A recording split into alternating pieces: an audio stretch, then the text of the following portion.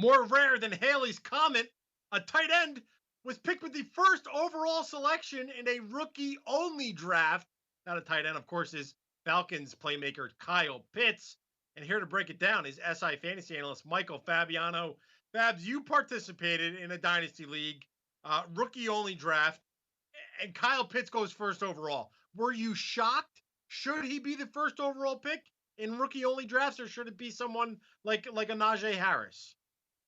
I'm not shocked because he's one of the three big players at the top of the 2021 rookie class, right? So you said Harris certainly deserves to be in the discussion to be the first overall pick. Jamar Chase also deserves to be in that discussion, but Pitts is there. And like, I'm kind of racking my brain trying to think back. Has I ever been a tight end go first in a rookie only draft? I can't think of one. Like, honestly, like, Rob Gronkowski, like, no, I don't, heck, maybe we go back to Tony Gonzalez. No, like, it just doesn't happen. But Pitts is such a generational talent. There's been so much hype that's been brought up around him that, sure, if you are lacking at tight end and you're pretty good at running back and maybe you're pretty solid at wide receiver, well, Pitts could be your guy for the next 10 years and maybe longer because, I mean, look how long Shannon Sharp played and Tony Gonzalez played. Jason Witten, they played for a long, long time. And if Julio Jones gets traded away from Atlanta, forget about it, Bill. I mean, you want to talk about Dynasty League madness, watch Pitts' value go up in redrafts as well. I particularly would rather have the running back because I'm a running back truther, but this is how good Pitts is. He's 20 years old, and he is a tight end in a wide receiver's body. The sky's the limit. All right, let's move over to the wide receiver position. There were 4 wide receivers taken in the first round of the 2021 NFL draft. Jamar Chase being the first of the bunch. But let me ask you, Fabs, after Jamar Chase, which next wide receiver should be the next pick in rookie-only fantasy drafts? So I took Chase in this draft, and this is the SiriusXM Dirt Dynasty Draft with my show. I took him 3rd overall, and I was thrilled because I'm really hurting at wide receiver. I think he could end up maybe not a Justin Jefferson impact as a rookie, but pretty significant. Let's put it that way. He comes with a built-in rapport with his quarterback, Joe Burrow.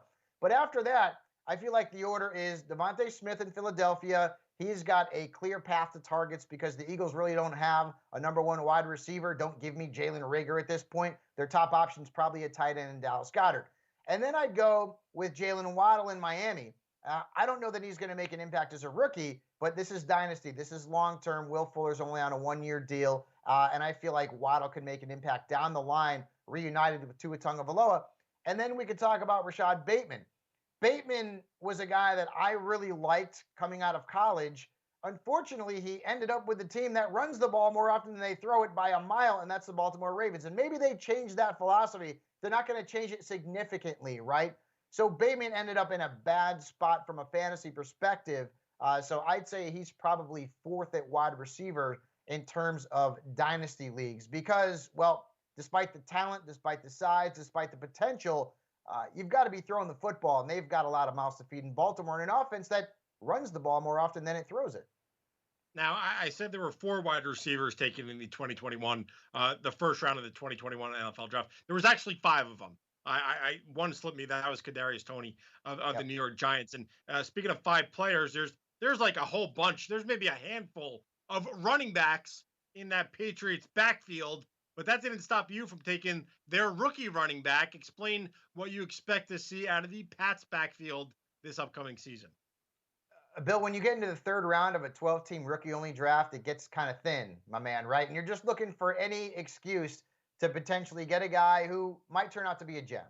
And Ramondre Stevenson will very likely not make an impact as a rookie, but Sony Michel is in a contract year. James White is on a 1-year deal, and Damian Harris is a free agent after 2022. So I think this kid could potentially, as early as next season, be in line to be the starter for the Patriots, right? He is a versatile guy, had some issues during his collegiate career, but somebody certainly the Patriots liked enough to draft. And I feel like the bloom is off the rose with Sony Michel. Who knows if he's even on the roster in 2021? We'd expect it, but if he got released, I wouldn't be shocked. I think Stevenson is a futures pick for me, a guy that I'll put on my bench as a rookie and then see what the Patriots do. And I don't know that Sony Michel will be back after 2021. And James White, well, he is a completely different back, more of a pass catcher. So I don't think he'd hurt Stevenson's value, even if he did come back and play with the Patriots again. And that is the analysis of a true dynasty player, veteran, looking at future contracts, seeing who's going to be on the roster in a year from now. Because in dynasty, you do have to think sometimes that far ahead. It all adds into your draft strategy. Fabs, I know you have a full article breakdown of your dynasty rookie only draft. That is up on si.com/fantasy. Go check it out.